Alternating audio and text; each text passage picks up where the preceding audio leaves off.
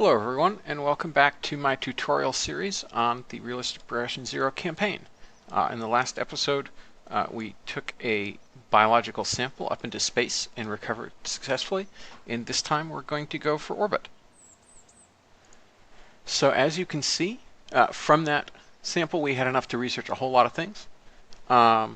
So we're going to go ahead and warp until early orbital rocketry is available, and then we are going to make it's interesting, the UI is misbehaving slightly. We're going to make a launch vehicle that will test all those rocketry parts while we're waiting for early avionics to also come due. So let's go ahead and warp.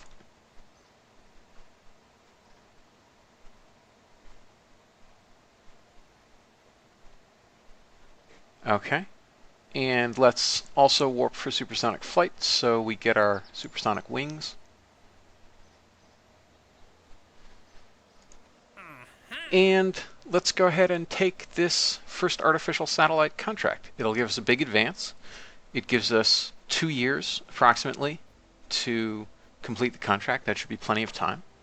So we'll go ahead and accept that. That gives us plenty of money. Now, let's go ahead and purchase a few R&D upgrades because we're going to want avionics to unlock rather faster. So right now we get 18.5 science a year. Let's go down to 100,000 funds. Now we're up to 26 science a year, and you'll notice that this now is completing much faster, only 140 days. So let's go ahead and unlock the parts we're going to need. Now I'm going to build a launch vehicle that's rather similar to the written tutorial on launch vehicles, which means that we're going to need the Baby Sergeant rocket motor to give our payload a kick.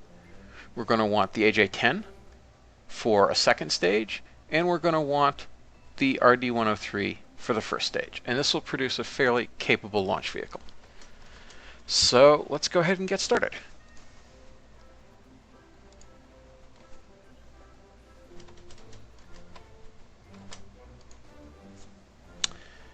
So first we'll place a sounding rocket core because that's about all we can do. And then we'll unlock these Baby Sergeant motors. And we're going to want to test a lot of them. So we're going to go ahead and actually, if memory serves, yeah, that's not an impressive amount of delta V. I think actually what we're probably going to want to do is like a set of 3 of them.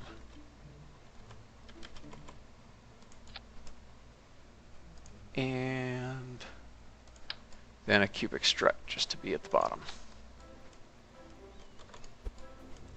So do we need that? Actually, we don't need the cubic strut. What am I saying? So we'll go ahead and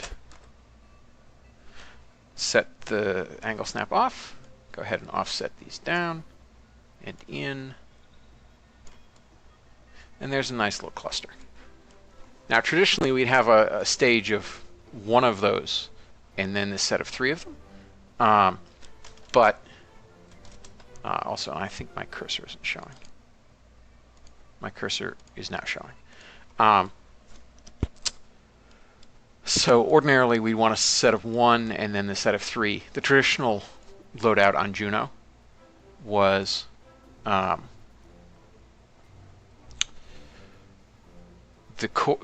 Explorer probe and then 1 Baby Sergeant and then 3 and then 11. This thing masses almost 10 times as much as that Explorer probe, so we're skipping the first stage of Baby Sergeants. So let me think for a sec. I think we'll just do only 2 sets.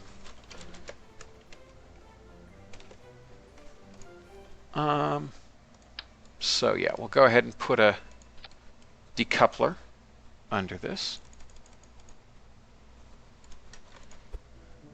Move it down under these Baby Sergeants. Now, I really shouldn't be spending this long on this thing, given that we're essentially going to just be using this to test, and then we'll build a real launch vehicle. So that's fine. So I'm going to go ahead and set this up for 12. So slightly more than the real one. It snapped back to 3 because editor extensions is sometimes odd. All right, there's 12. Now we want to be not overlapping.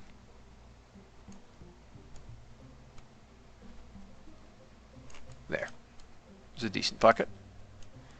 And lastly, we want a new stage for this set of 12. All right, and now we get a fairly respectable amount of delta V.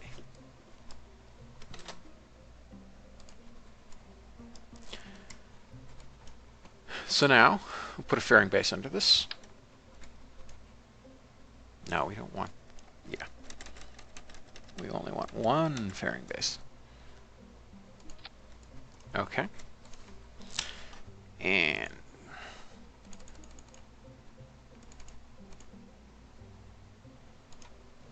then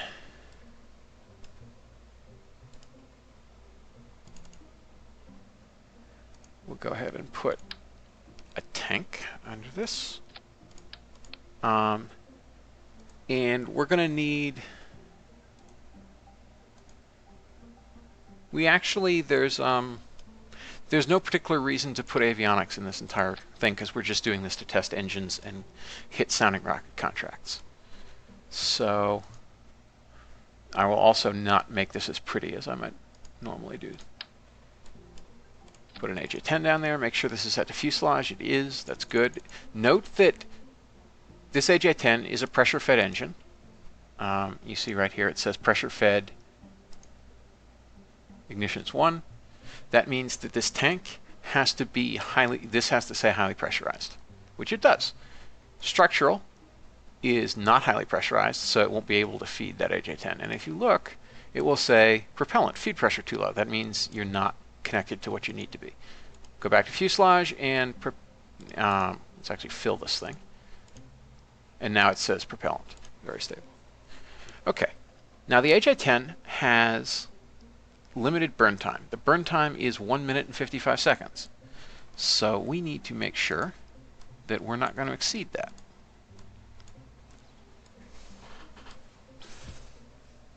One minute, 37 seconds.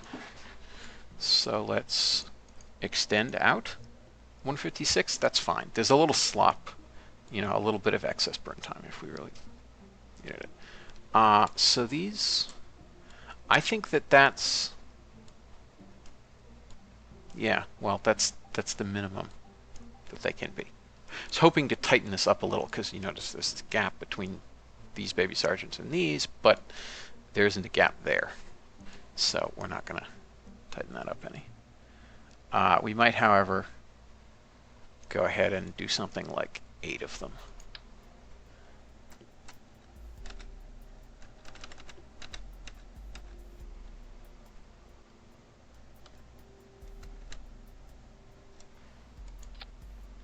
And we'll also decrease the size of that decoupler a little bit. All right, now we'll go ahead and so they actually need to be a little bit wider. Right. Okay, that works fairly well. That decreased the delta V a bit. Now we're down to about 2,900. But that's fine. We're just making a sounding rocket.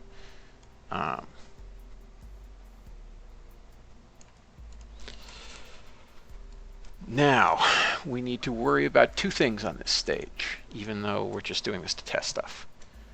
We have to worry about ullage, and we have to worry about spinning up. So first, let's deal with ullage. So we're going to add 2 of these little separation motors. It's interesting. Am I not aligned right? No, I'm not aligned right. That's why. All right. And there we go.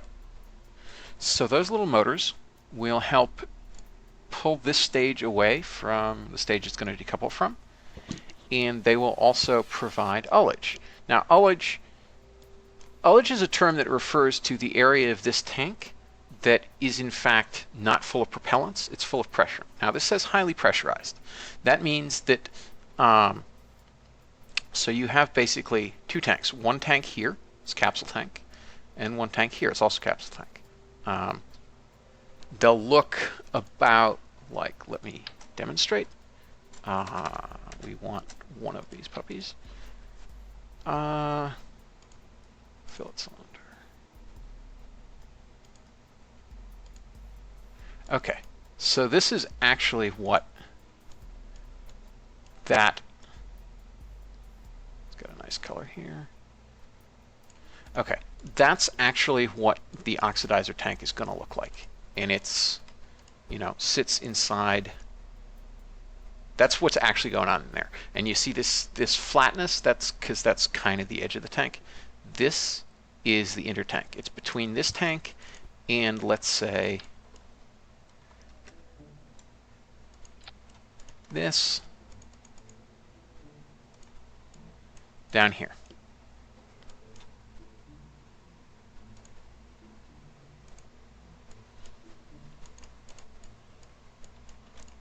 Well, that's an interesting.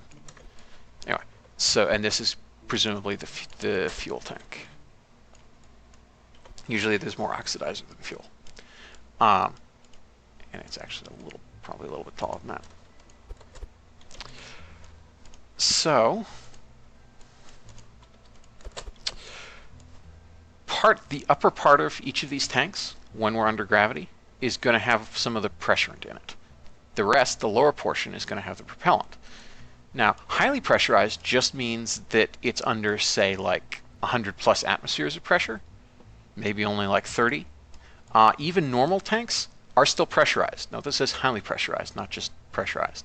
Normal tanks will be under like 1.5 to 2 atmospheres of pressure, from probably helium pressure, and sometimes they use nitrogen, whatever. Problem is, once you're in space and you're not under positive acceleration. Now, when I say positive acceleration, you may think, well, there's gravity in space, you're in orbit still. The point here is that when you're sitting on the ground, gravity is pushing you down, but the ground is holding you. Gravity is pushing the propellants down, but the bottom of the tank is holding them, so they're going to be down because they're heavier than the gas that's going to be up top. When you're in space and gravity is acting equally on everything, there's nothing holding you from going backwards, then the propellant and the pressurant will equalize inside this thing. Now, this very long and lengthy explanation, here's the actual practical import. The actual practical import is that you notice these feed lines to the engine? Well, you need to make sure that there's propellant in them, not pressurant, because the engine will choke and die and or maybe explode if you try to run pressurant through it. So that's why you have to have these things called ullage motors, or do other things to make sure that you're under positive acceleration from whatever means at the time you ignite. So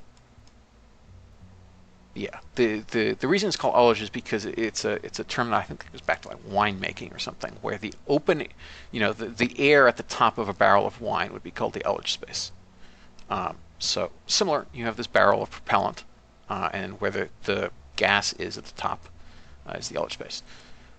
So let's get rid of these. Now there's a few ways you can deal with that. The first way you can deal with that is you can just light this engine while the stage under it is still providing thrust. That's called hot staging or fire in the hole staging. Russian launch vehicles do that almost without fail. That's how they work. U.S. launch vehicles, the Able stage on Vanguard and then on Thor Able and Thor Delta and stuff, they hot staged. Later Delta had a gas control system that allowed coasting, but then had positive acceleration, so that they'd have ullage control. Later U.S. stages would generally have ullage motors, either these little solid things that give a kick for a second, or a large RCS-like system that would give a small amount of acceleration for a period of time. For example, the Apollo command module would pulse its RCS for a few seconds before lighting the service propulsion system, just to settle the propellant in the tanks. There's various ways you can get around the requirement for this. Either you can have what's called a bladder tank, where there's actually a membrane between the pressurant and the propellant. That's the way Realism Overhaul simulates RCS, so RCS doesn't have to worry about ullage. There are other funky techniques like surface tension tanks that were used on some US probe missions. And I think maybe some of the later, like Ariane 5 uppers use something like that. I forget. But generally in Realism Overhaul, you're going to have to either hot stage, or you're going to have to use these little solid ullage motors to provide a little bit of acceleration force for, you can see here it's 1 second, 18 meters per second. If we turn this down to about 33, it will now provide 3 seconds of acceleration. That's fine. Or you might have some RCS thrusters. Say if we stuck, 4 of these things here, you could hold, provide forward thrust on RCS, and then that would, that steady pulse rather than a quick 3-second push would be enough to provide to settle your propellants. What we're going to do here is we're going to use ullage motors, and so we don't have to worry about lighting this a second or two before first stage burnout and then separating, and it's a pain. Great, so that's one use of these little things. The other thing we're going to do with these is we're going to use them as spin motors. Now, you'll note up here that, oh, that's interesting. KSP has decided that would be a great time to crash. So I'm going to, all that lovely explanation of propellant and pressurant and ullage, and yeah, this is still KSP 1.1.2, and it occasionally has issues.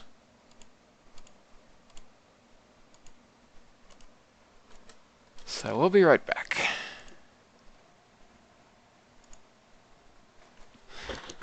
Now, interestingly, that is the first time that KSP has crashed on stream for me, which is pretty good,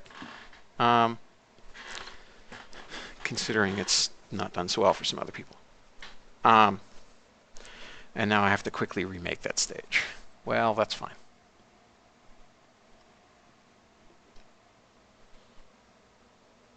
Yeah,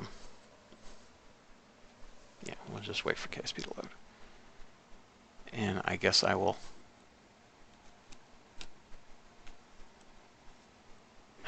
strip this out of the YouTube. So last time I screwed up my actuation of the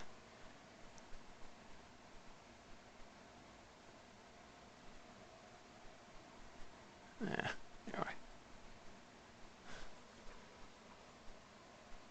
Yeah, so yeah, well, since I'm going to cut this out of the YouTube recording, I'm actually going to be responsive now. But but yeah, if I'm not responsive actually in the tutorial, that's because I'm basically making a tutorial.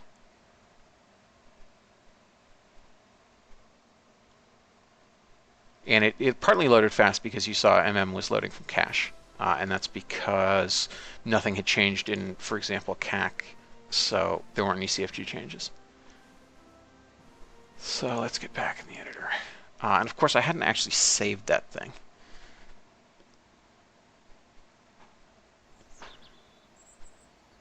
Okay, yeah, sure. Link me up. Link me up.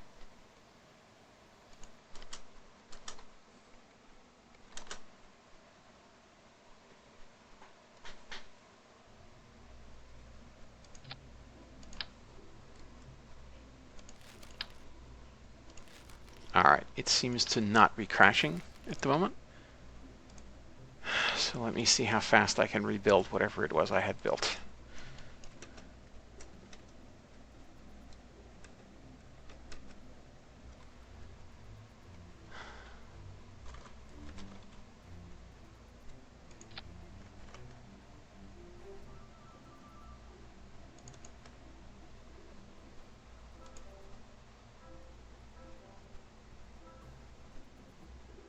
Hey, congratulations. It's a nice orbit.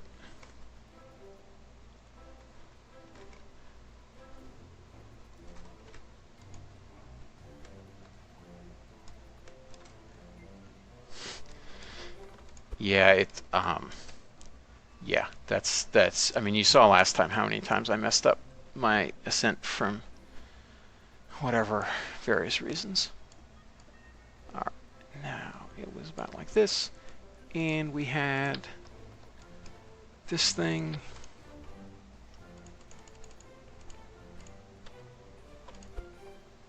Which was down here.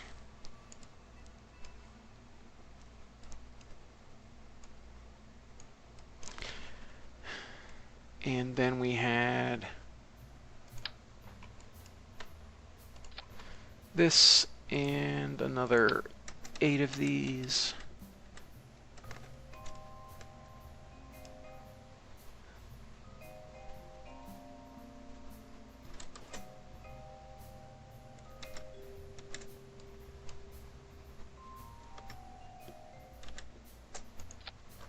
Okay, and minimal clearance, which is right about there.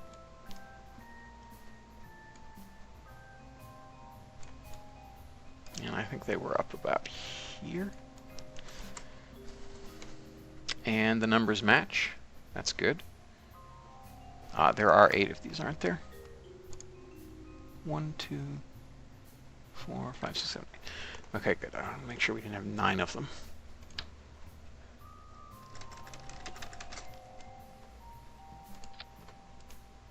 Okay. And then a tank.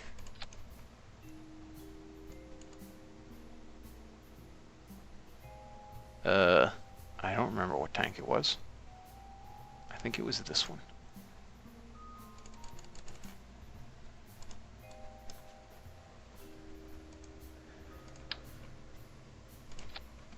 And my little olive motors.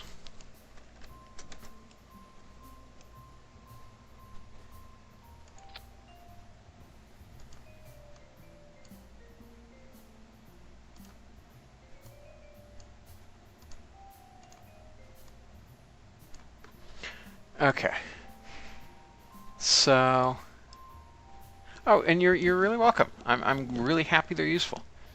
Yeah, and I am trying to explain somewhat more in this video than the last one. The last one I just kind of built stuff and sort of just the heck with it.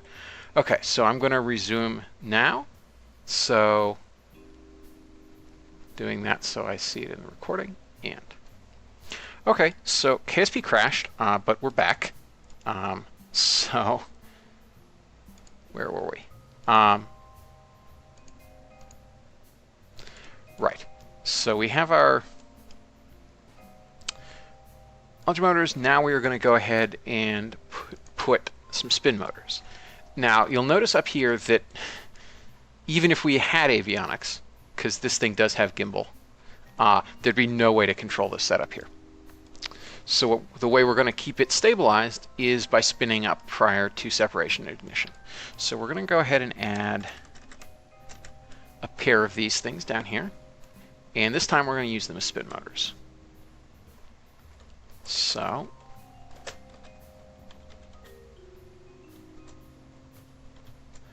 we're going to plop them right there.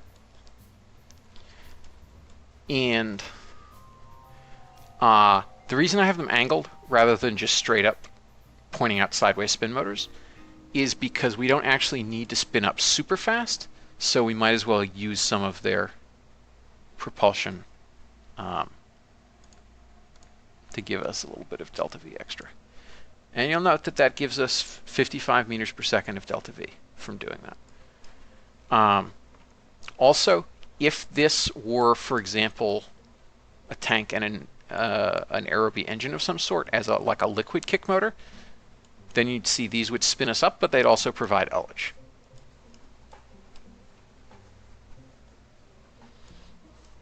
Okay, so now we're going to go ahead and let's save this thing. We'll call it the Ballista Test Vehicle.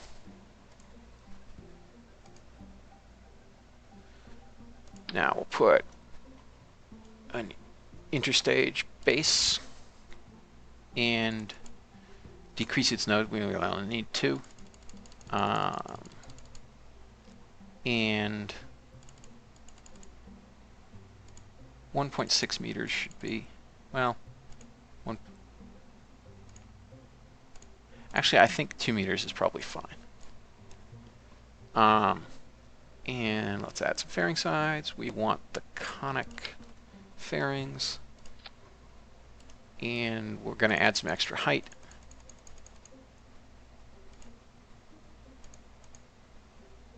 And we're going to change these to Atlas so I can see what's going on. Now, we don't need that much extra height. We need about that much. So we have these ullage/separation motors,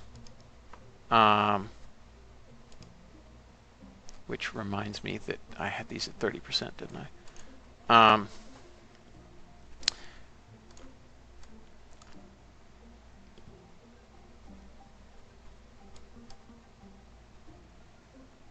And we're going to decouple this, decouple these interstage sides, and then fire the separation/ullage motors. Right. Also, we should probably go ahead and put some fairings on the top, shouldn't we?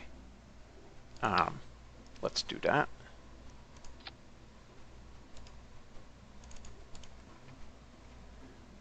Oops. One too far. Where are we? Atlas. Okay. And that is, we're going to decouple the fairings right about there. Right.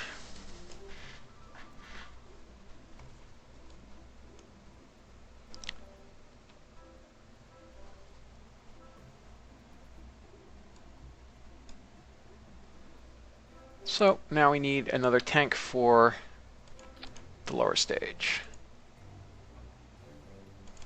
And I think I changed my mind again, and we'll go back to 1.8 meters. Because 2 meters, it just, I think, is just going to be too wide for us. Now the RD-103 that I'm going to put down here, let's unlock it, is pump fed. It is not pressure fed. You can see that because it does not say pressure fed. That means that we don't have to have tank type fuselage. We can go to structural, and when we unlock it, we'll go to default. So let's go ahead and fix our staging and fill. Now it has a burn time of 1 minute and 52 seconds. So let's go ahead and stretch this.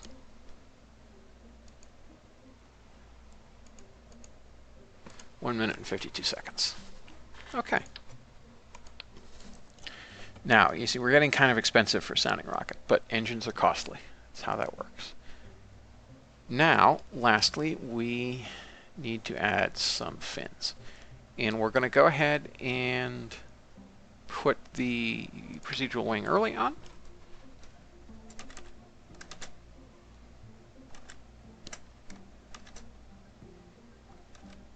Not sure why it keeps defaulting to 6, but that's okay. Turn up the leading edge some.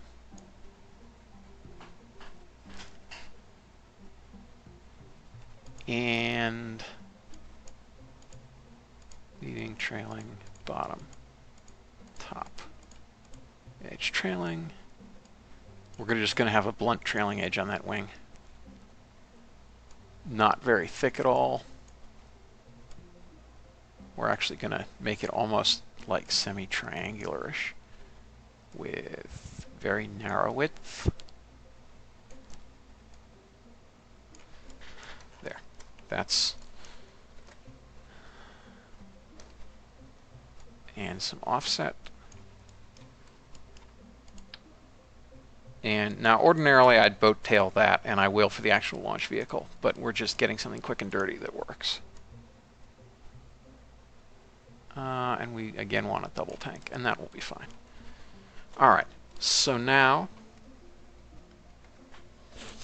interestingly, notice that without avionics, we have a very light launch vehicle. We're getting over 10 kilometers of delta V. Once we actually put avionics on, then we wouldn't do so well. This will not actually, this will, it could just barely work with the avionics we have, but once we unlock early avionics, then we'll actually be in good shape.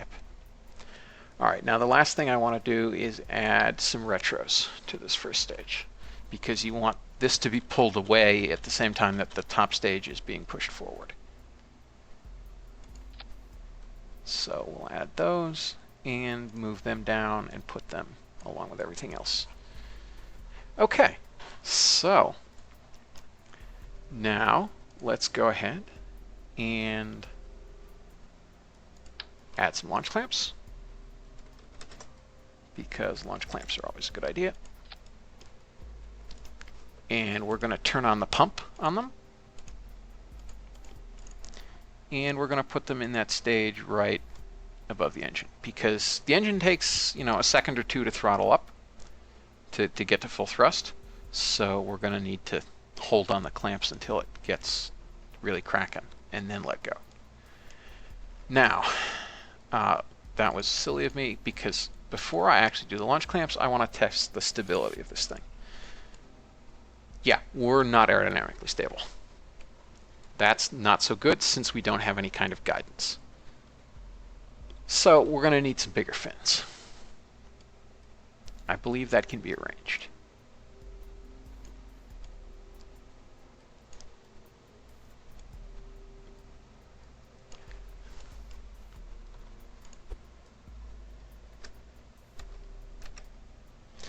And yeah, let's move these down.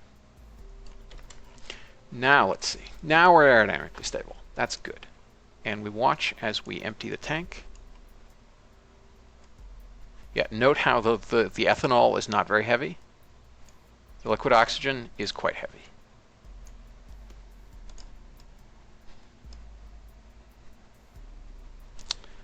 All right, so we're stable enough. Doesn't really matter. So we'll go ahead and put these things back on. And that's true, but this is false, so we'll fix that. All right. The last thing we're going to do, because we don't want anything crashing on the pad, is we're going to go ahead and rotate this to the right ever so slightly.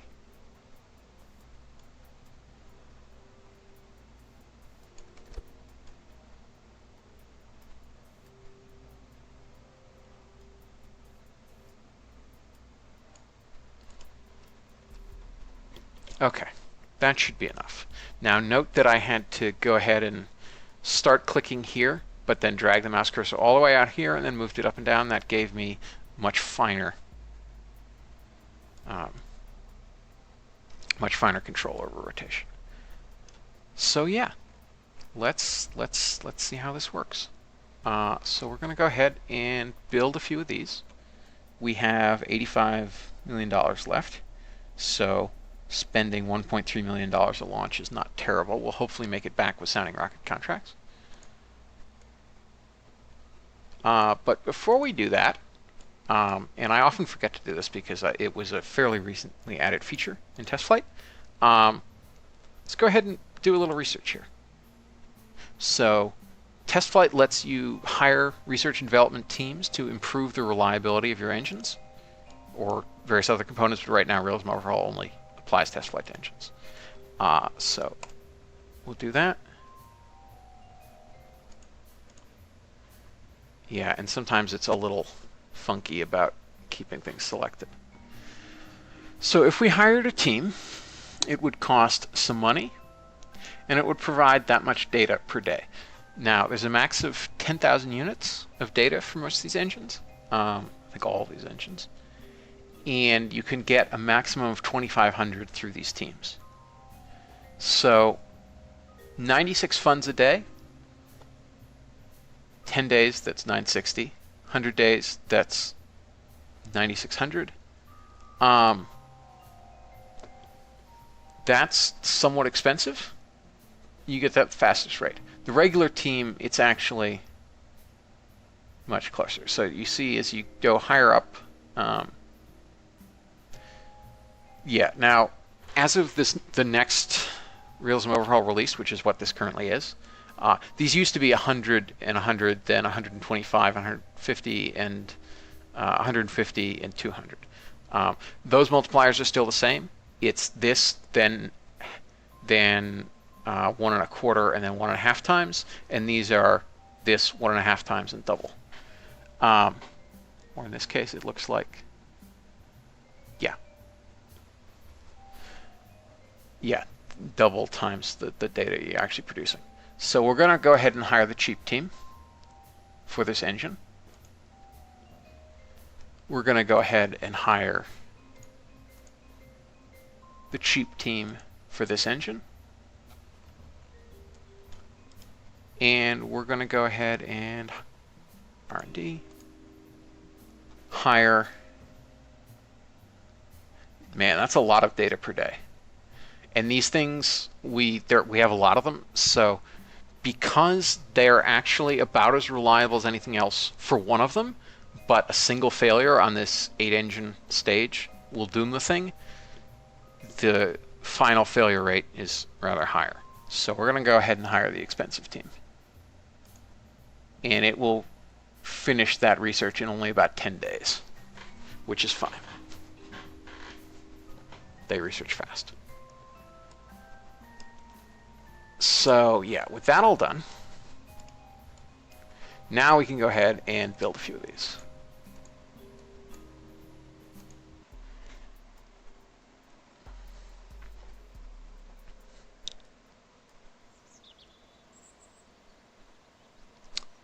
So now we have some signing rocket contracts. Well, we'll certainly get to 1,200 kilometers. So let's do that.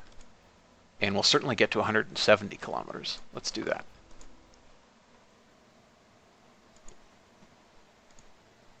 This will be ready in 32 days. So let's warp to it. Roll it out to the pad. Nice sunny day at the Cape. Okay, let's go ahead and launch this thing and see what happens.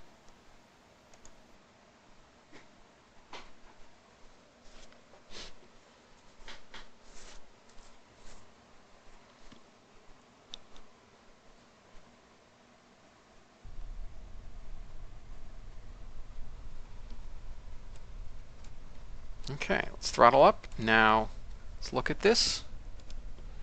Let me get my test flight window up. Yeah, so you see these actually have, Baby Sergeants are fully researched. The RD-103 is almost fully researched, and the AJ-1037 is fully researched. So, yeah, the AJ-10, not that reliable. So, let's give it a try. Let's see how this works. Now, note that we have no control other than staging. So let's hope we do pretty well. So we're going to light the engines. We have full thrust, and away we go.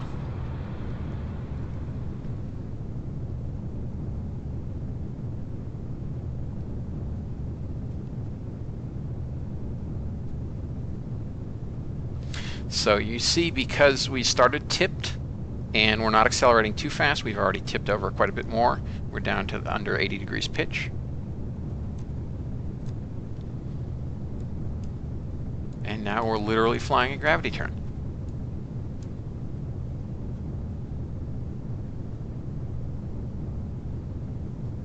Now I probably should have put some fins on this upper stage because we have no way of stabilizing it, and I didn't spin it up either at the start. So instead what we're going to do is wait for a little while after burnout, because this thing is not aerodynamically stable up here. We're actually going to coast until we're high in the atmosphere and then fire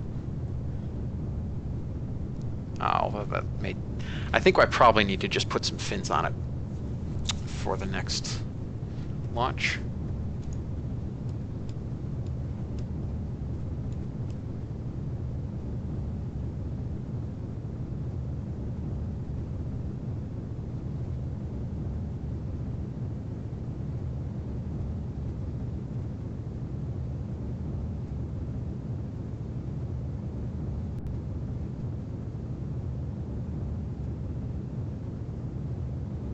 Now that's interesting. We're actually dipping below our prograde vector. The aerodynamics are not really stabilizing us. I think that's because we had a high enough pitch rate, and actually our inertia... Ooh, we had a failure, didn't we? We lost some of the flow rate on that engine. So it's producing much less thrust than it's supposed to. About half the thrust it's supposed to. Okay. Now, let's go ahead and... Yeah, we're high enough. Let's fire those. And let's see what happens. And I think I'm actually going to separate the fairing and spin up now, because we want to stabilize somehow. And we'll let spinning do that for us.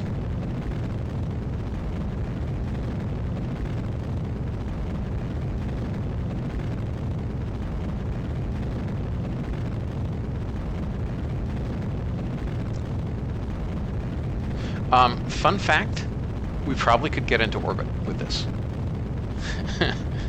We actually probably could get into orbit, despite it not being guided at all.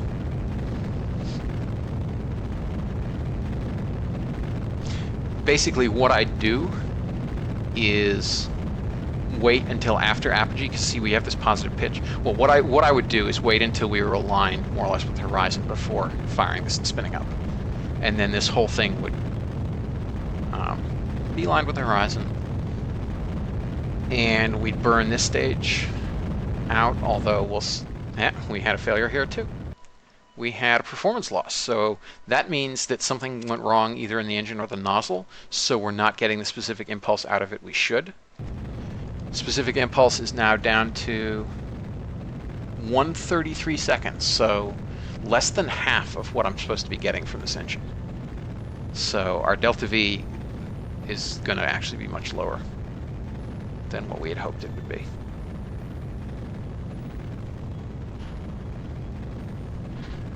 So we've already, each of those engines has failed. Good, we were doing these test flights before trying to go for orbit.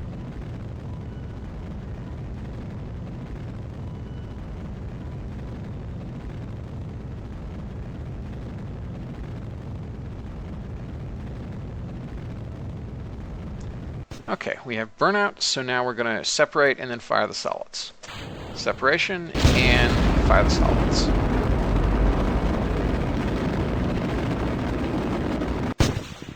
And separation and fire the solids.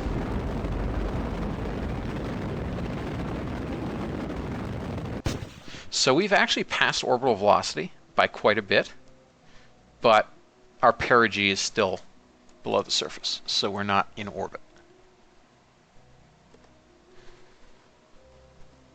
But look at that, that's pretty high apogee. So we've completed that contract.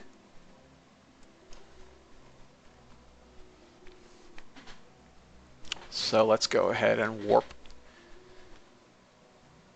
until we pass until we get to apogee. Put it that way.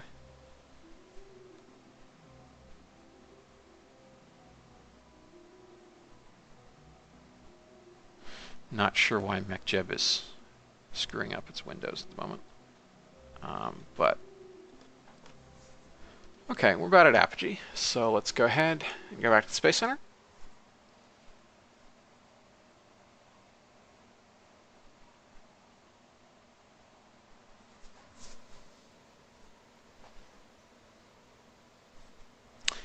And I'm going to go ahead and rotate those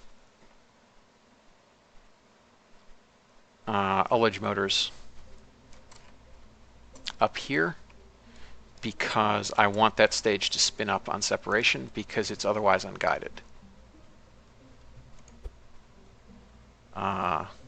Which way is it spinning? It's spinning to the left. All right. That'll do.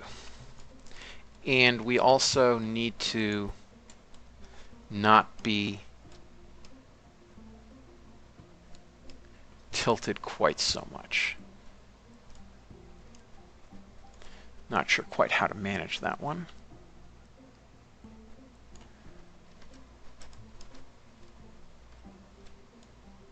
Let's hope that that will do.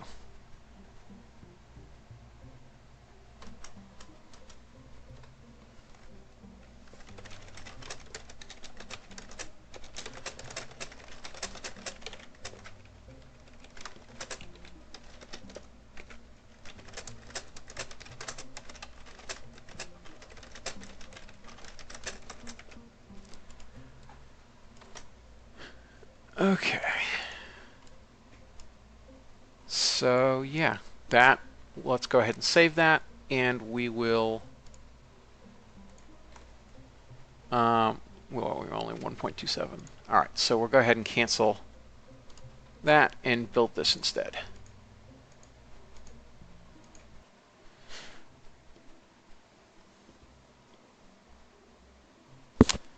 Now, let's meanwhile deal with our messages, which is, we completed that contract. We got uncrewed speed record of 5,000, uncrewed speed record of 7,000, sounding rocket high. Let's look again. 3.2. Now, I think we can probably reach that, and if not, we can just add more baby sergeants. And we'll certainly reach 160 kilometers. So let's do this again, and hopefully we'll have fewer failures this time.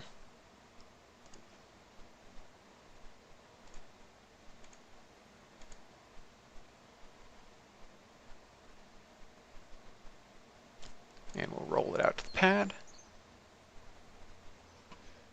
And let's warp to the morning.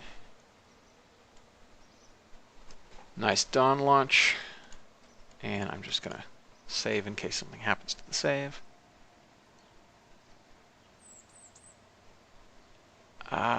So yeah, let's go ahead and launch. Oh, how are we doing on tech?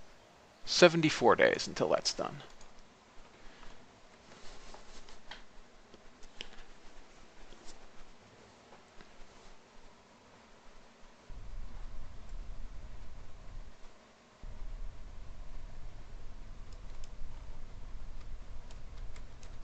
So, it looks like, yeah, let's try again.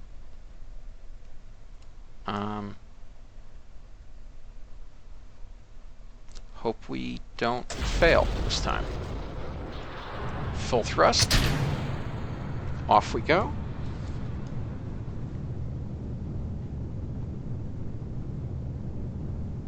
We're pitching just as obscenely as last time. I think probably what I will have to do is fin stabilize it.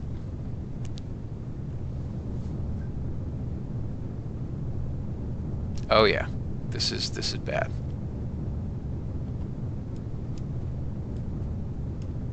Yeah, I think I aligned it wrong this time. So, well, this is a shame, but we're going to have to blow it. Because I really don't want it landing on the Cape. So, range safety destroyed the launch vehicle. That's 1.3 million funds down the drain.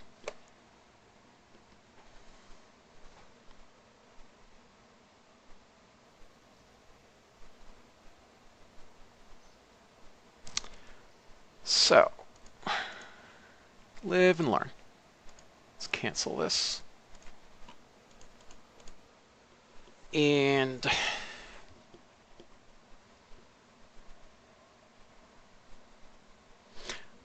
I guess we'll just hope that we don't have a failure, and if we do, range safety can handle it. So what we'll just have to do is actually line it up to go vertical.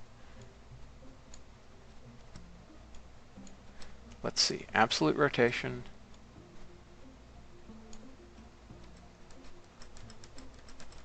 All right, that's like a micro, like a zillionth of a degree off vertical, so I'm happy with that. Let's go ahead and build that. And hopefully we'll be able to make the contract.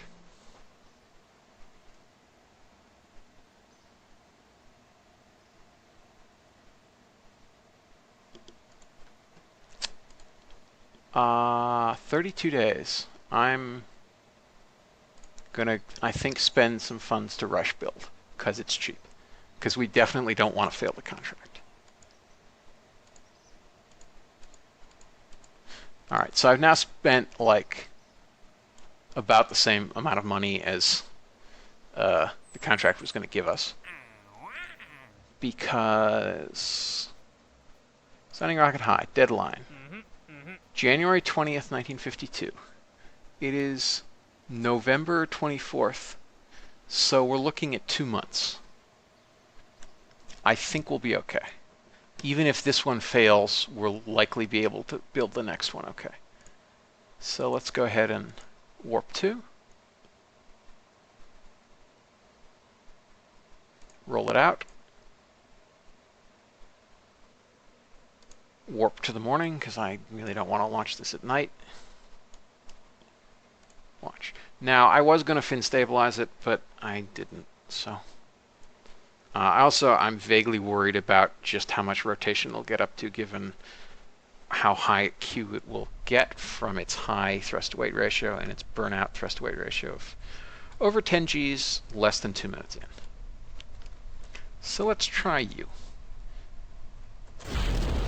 Engines on. And away we go.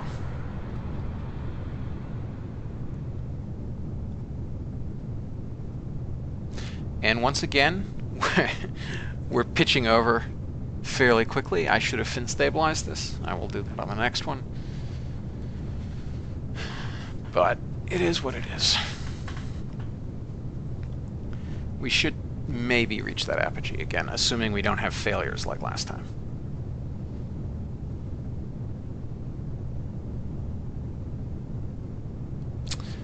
Passing a cloud layer.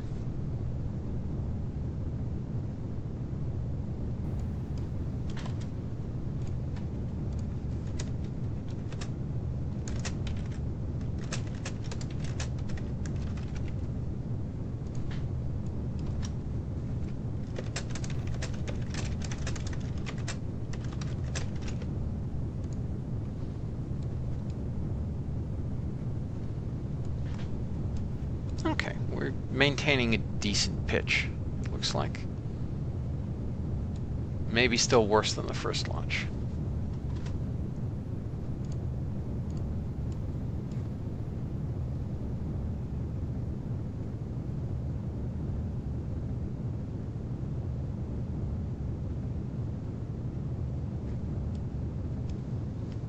Yeah, I don't think we'll make what we're supposed to make this launch. But we'll at least test our engines out.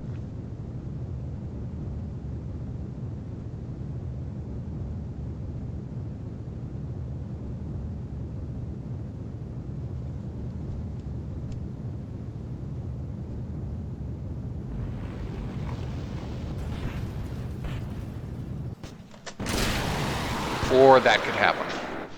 Our fins could get destroyed, we could lose attitude control, and also, I forgot to actually action group range safety, so I'll have to do it like this. Although, actually, let's fire our engines anyway, because we need the flight data.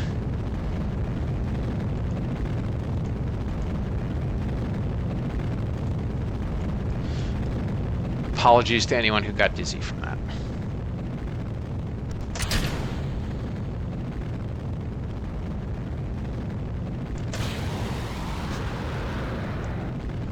Okay, we've at least spun up more or less horizontal.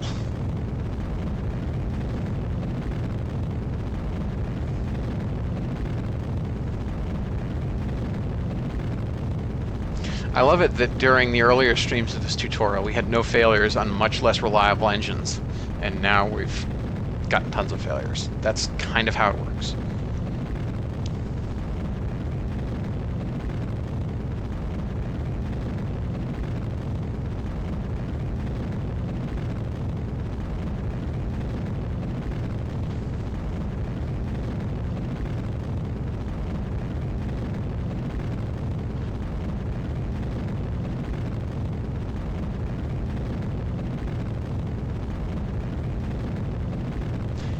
yeah, on the one hand, not the most efficient tutorial. On the other hand, it certainly gives you a sense of how it works.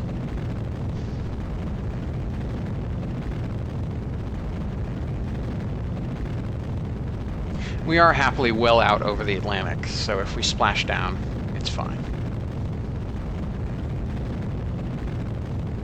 So how are we doing for test flight data? Oh, I don't need that open anymore. Test flight. We're certainly learning things about the AJ-10, and the baby sergeants are at full data, so there's no point in even bothering to burn them out. Oh, interesting. Also, one of our solid motors failed, spinning us up. That's probably why we picked up such a wobble.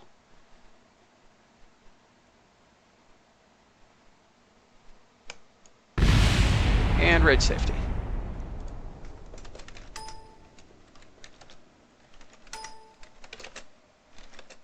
Apologies for the beeps.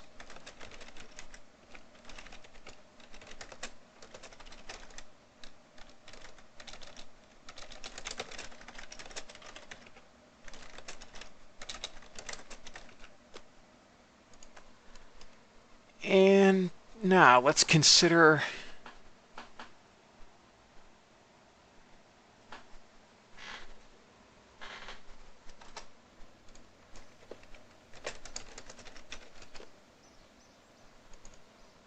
oops, wrong click. Let's go ahead and yeah, so we really need to zero out the rotation entirely. And due to a change in how KSP handles gizmo rotations, in 1.0.5 they were done external to the part, but in KSP 1.1 they're actually baked into the parts rotation, so you can't reset it once you leave the gizmo mode. So what are we in? We're in, what mode is this? We're in local. All right. So let's look at absolute.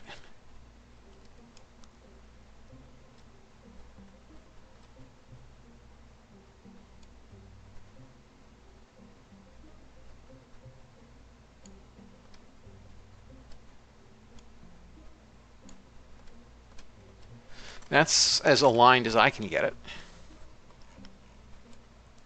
Now, we rotate to the left, so let's add a little bit of fin stabilization here. Ah, interesting. That resetting rotation, reset it that way. That's intriguing. So let's rotate them back out. And we want just the tiniest hint of rotation that way, just to fin stabilize us a bit. All right.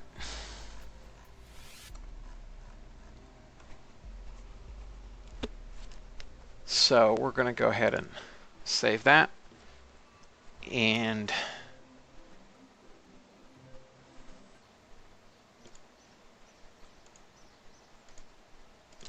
duplicate it. And I'm going to rush build it some again, which is kind of a waste of money. But I really don't want to fail that contract. And if this one fails, we'll have one more shot. Because it's only really mid-December, so we still have about 30 days.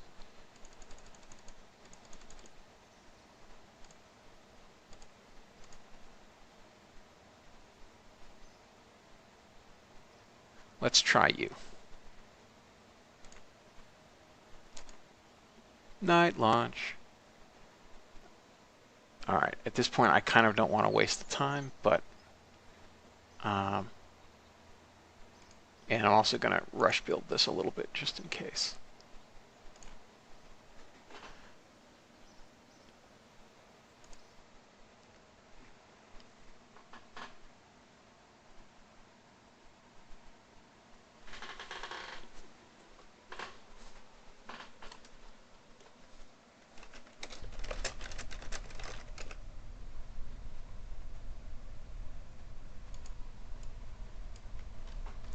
Okay, so we'll fire up. And launch.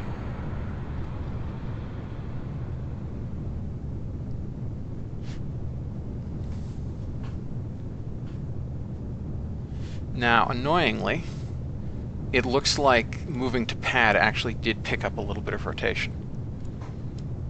But our spin stabilization will hopefully keep us fairly high pitch.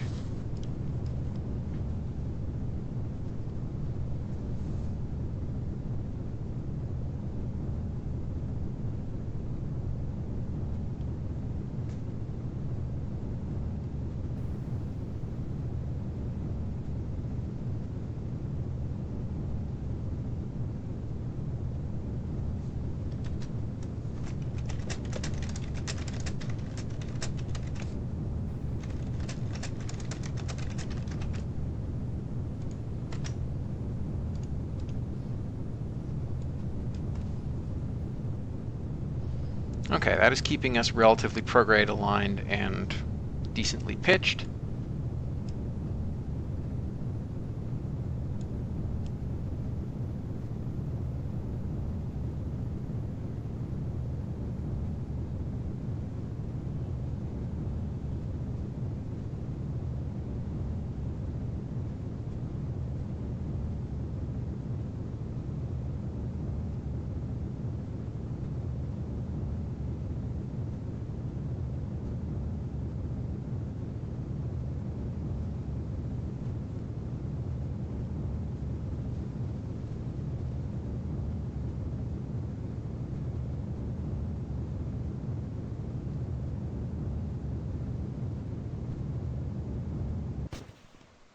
Okay, that's acceptable. All right, and we're going to coast.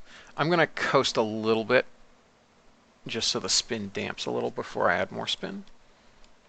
And we get higher in the air so that the air is not going to toss that stage around.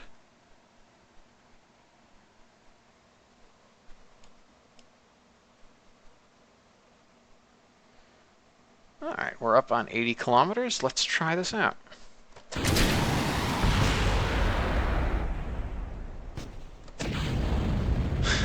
Once again, we had a failure. We had... yeah. That thing exploded.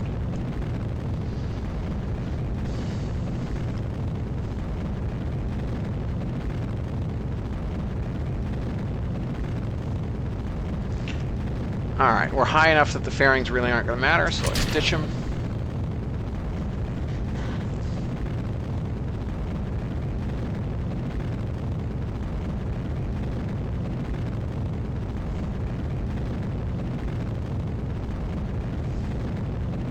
Well, if this AJ-10 doesn't fail, we may actually inadvertently establish orbit this time, because we have enough delta V. That's not what I was planning to do, but yeah. Unguided to orbit. Let's see, we'll probably still have a negative perigee. We wouldn't if I actually coasted some, but we need to complete that sounding rocket contract more than we need to get into orbit.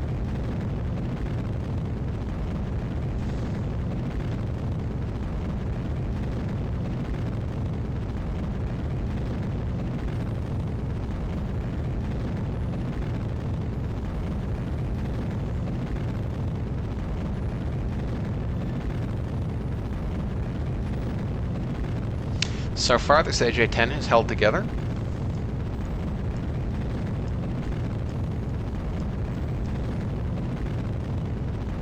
How are we doing on data? Coming up on 5,000.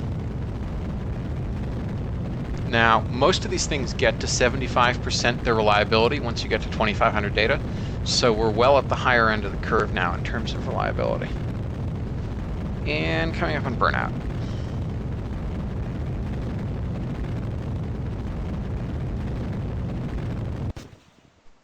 And we're going to spin up at high pitch. And burn the solids.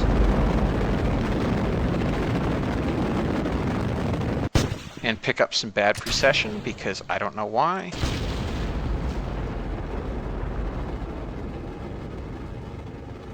Well, we'll complete the contract at least.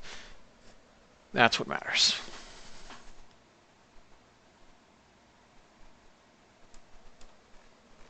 Okay, so we completed our sounding rocket contract because we have almost a 5,000 kilometer apogee. Neither the AJ-10 nor the RD-103 failed, which is good.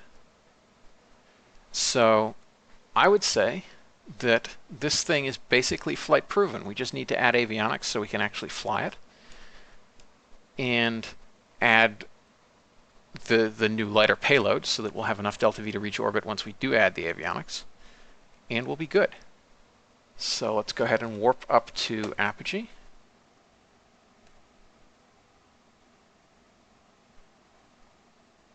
Doop doop. Okay. And we've now got our contracts. So let's go back to the Space Center.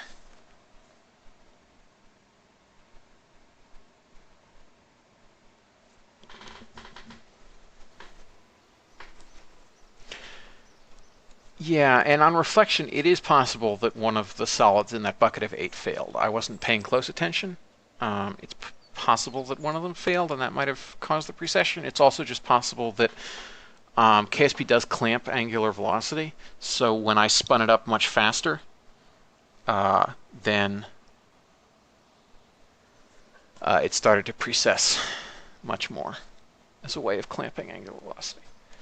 So let's see what this high is. 5,900. We were, yeah, no. I'm going to go ahead and take one more of these contracts because I think I want one more round of hopefully nothing failing. And let's go ahead and edit this. Now I've tried resetting rotation with Gizmo mod on, but what if I try it like this? And let's see if that actually reset the rotation. Fingers crossed. Move it down a little. We definitely still do want it to get some fin stabilization. However, I think I may avoid firing those solids to spin up before the Baby Sergeant kick motors, just to keep the spin rate low enough that we're not risking precession as badly.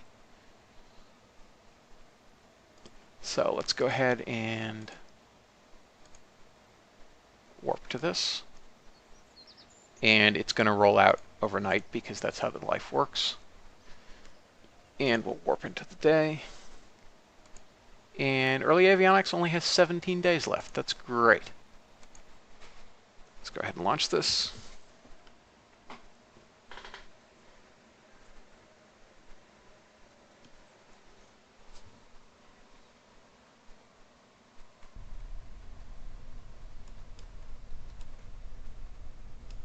Interesting. It almost looks like we've picked up a little bit of down pitch just from going out to the pad, but whatever. Okay, we'll fire up and launch. Yep. Yeah, that was perfectly straight in the VAB, but it's deviating quite quickly. Now, part of it is just because 1.6 off the pad thrust-to-weight ratio is just not enough.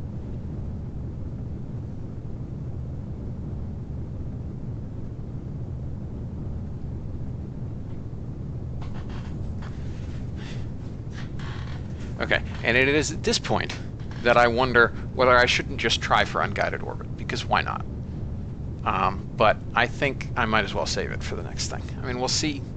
If nothing fails, then it might be worth considering coasting a bit, just to be able to do that. But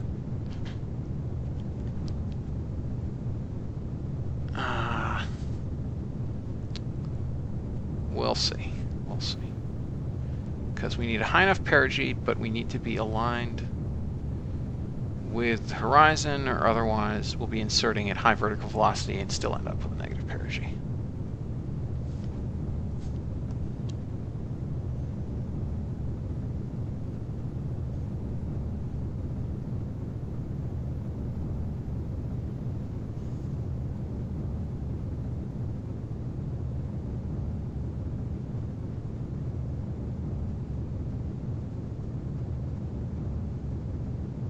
Yeah, and now since nothing is failing, I'm sort of tempted to have picked up that contract because, um, assuming we can avoid precession, we might make 5,900 kilometers if I just engage now. But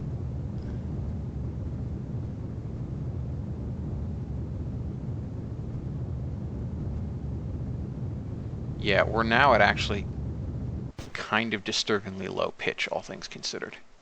So we're definitely going to have to wait and coast some. Because at 60 kilometers, I don't trust that upper stage to stay aligned.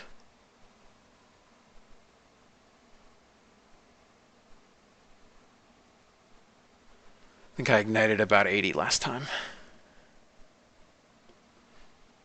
And I think I will do about the same this time.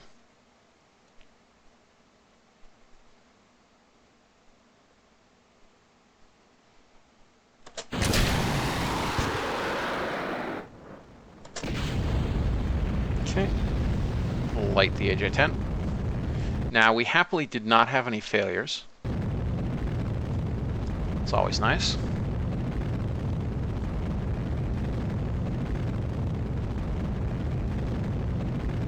And I'm also basically satisfied with the spin rate, so I'm not gonna...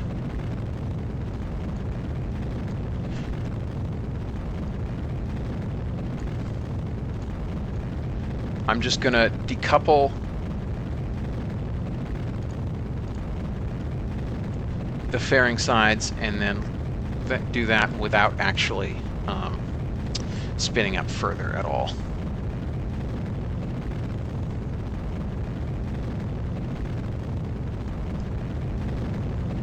So you can see we put these spin motors up after everything else,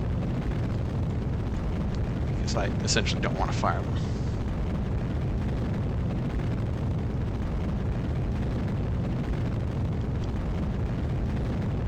And I'm keeping the fairings on until the last moment because that will keep our rotation moment of inertia around the roll axis higher.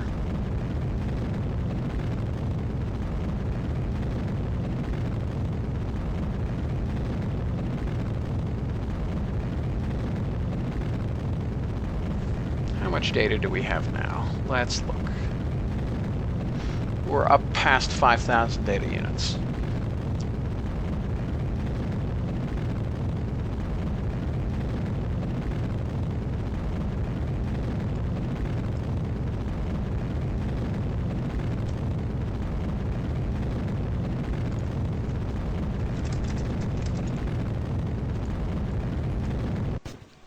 Okay, we have burnout. We're going to set the fairings and light these things.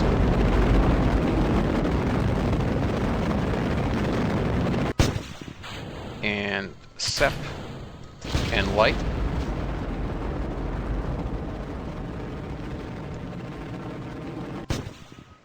Okay, and yeah, we could have taken the 5.9 megameter contract because we got up to 6.3 megameters. Oh well. At least we have fairly conclusively flight proven that style of launch vehicle. So, meanwhile, let's warp on up till we get 390. Yep. So we'll go back to the Space Center. And yeah, that means we can warp to early avionics and then go ahead and make our actual launch vehicle, which is going to be broadly similar to what we have. I'm just going to go ahead and prettify it some. Like I'll add the boat tail around the engine, I'll add the tank domes, we'll put in all the avionics, do all that fun stuff. So yeah, thanks everybody for watching this flight proving of our orbital launch capabilities. And then in the next episode, coming very shortly, I'll go ahead and modify that and launch it into orbit. So thanks everybody for watching. Bye-bye.